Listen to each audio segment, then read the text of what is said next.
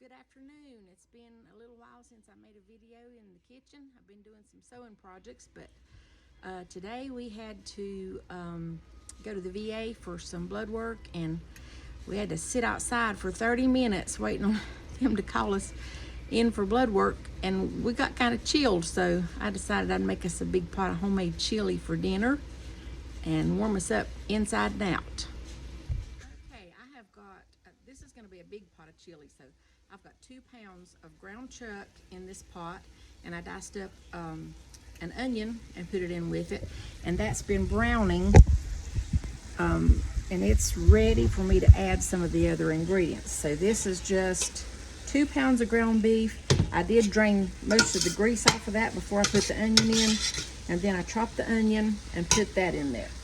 Now, if you want to make a small pot of chili, you can start with 1 pound of ground beef, and instead of these big cans, these 28-ounce cans of tomato sauce and chopped tomatoes, you could use a 15.5-ounce can. But this is going to be 2 pounds of ground beef, an onion, and then this is a 28-ounce can of tomato sauce. Just add that right in there. And then a 28-ounce can of chopped tomatoes. And then I'm gonna add 4 cans of kidney beans. You can use the light or the dark, it doesn't make any difference. Now I drain mine, y'all have seen me do this before when I'm making soup and stuff, because I think a lot of the gas is in the liquid. So I drain most of the liquid off of my beans and add those in there.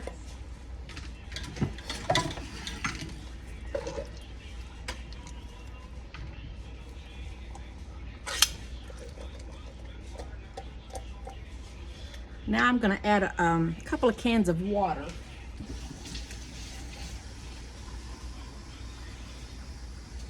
So I'm just going to use this can that I had the kidney beans in. I'm going to add 2 cans of water.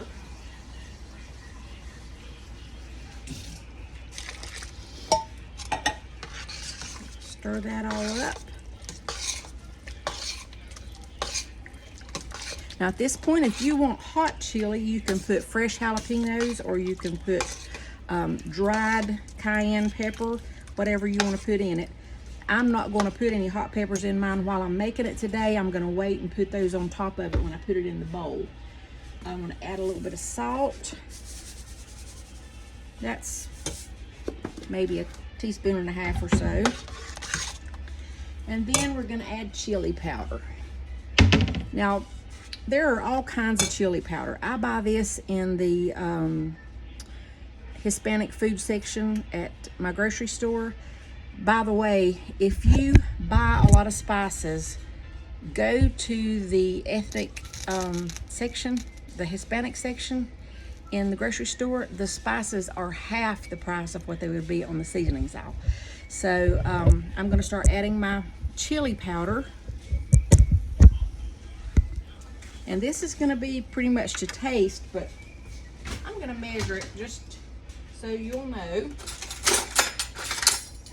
I don't normally measure it, but I'm going to start by putting 2 tablespoons of chili powder in it, and then I'm going to go back and taste it in a little while and see if it needs more.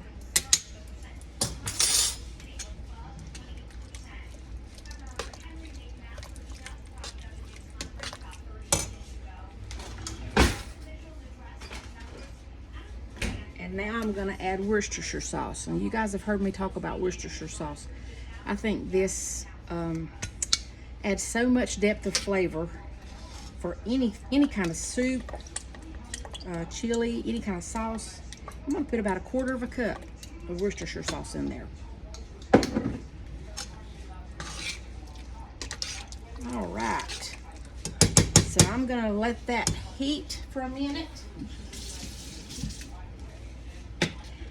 And then I am going to turn it down on low, and I'm going to let that cook on low, just barely simmering for about 45 minutes. And then I'm going to taste it and see if it needs any more chili powder or salt or anything else. Okay, my chili has been simmering for a little while, and I've tasted it to see if it needs any more chili powder or salt. it's very acidic with all this tomato in it, and I know it seems contradictory to add more tomato to get rid of the acidic flavor, but this ketchup will make it sweeter. So I'm gonna add about a cup of ketchup.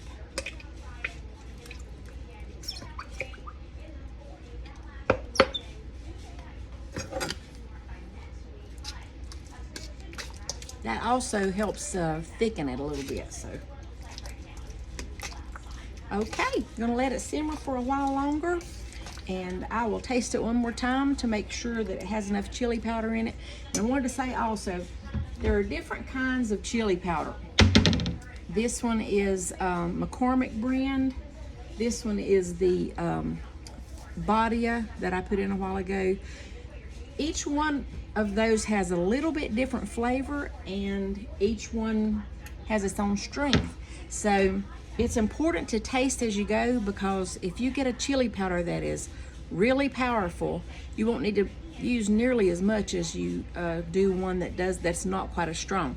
Also, chili powder loses its strength after a while. So if you've had a jar of chili powder in your pantry for a couple of years and it's out of date or close to out of date, it probably won't be as spicy as it would have been. So just taste as you go and add more if you need it, and you'll be good. Our chili is ready. It's been simmering for about an hour. Now I did taste of it, and I put another tablespoon of chili powder in it because that's just to my liking. So you taste it as you go, and you make it as strong or as mild as you want it. And so now it's done. Let me let you look at that. I have dipped up a bowl of the chili. Look at that. It is thick and hearty. That is a stick to your ribs meal. That's a good warm up on a cold winter's night. Now I like a little bit of shredded cheese in mine. My husband will eat jalapenos in his. Normally I would put a few jalapenos in it while it was cooking, but this will be just as good. I didn't have any fresh jalapenos today, so we're gonna put some in it after it's done. In this neighborhood, when it snows, everybody knows to go to Jeannie's house for chili. So when we have a big snow, they all stop by, and I have plenty of chili and plenty of crackers and plenty of Russian tea. My sister lives across the road from me, Jackie, and she does the same thing. So this year's gonna be a little bit different. We won't be able to have a lot of people in the house because of COVID, but we will enjoy our chili. I hope you'll give this a try and let me know how you like it.